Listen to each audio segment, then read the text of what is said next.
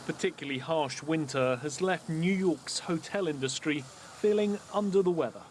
Hotel bookings in January were down by nearly 5%.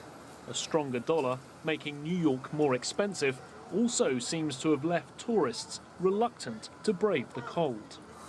Even so, hotel construction is on the up and up.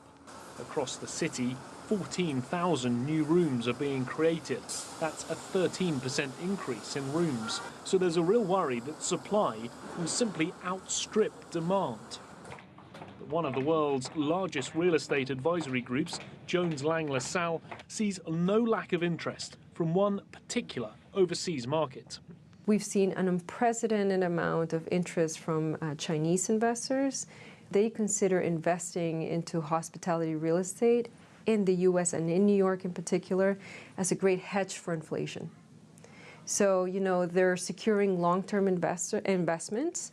They're not here to buy and flip properties.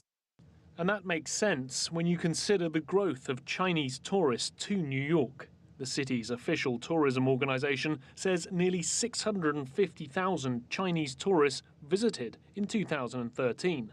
And it estimates that number could jump to 1 million by 2018. It's good to invest here because the dollar's appreciating. Two, you have an pent-up demand from Chinese tourists looking to travel abroad, with New York being probably in their top 5. A good example of Chinese investment in New York is the Waldorf Astoria Hotel.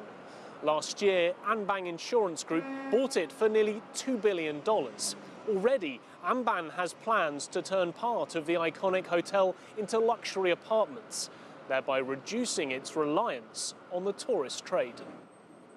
That said, the higher dollar is unlikely to affect New York's appeal. New York City is such a unique destination. In tourism, we would call it a status area. So it's the kind of place where you would really want to go, even if it's going to cost you a little bit more money. Very few cities in the world have the same presence as New York.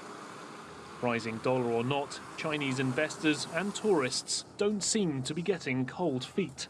For them, New York's door of opportunity seems firmly open. Nick Harper, CCTV, New York.